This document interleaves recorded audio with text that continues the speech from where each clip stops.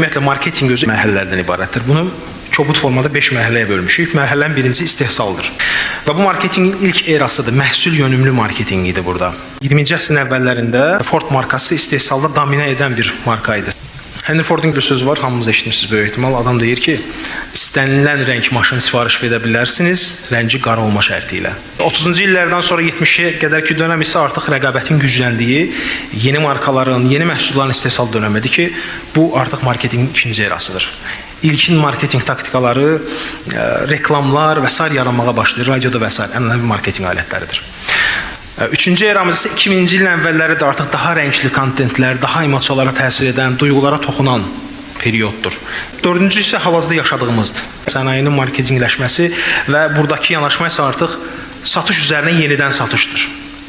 Loyallıq yaratmaq, abunəliklər yaratmaq, zəncirvari şəkildə satışların artırılmasıdır.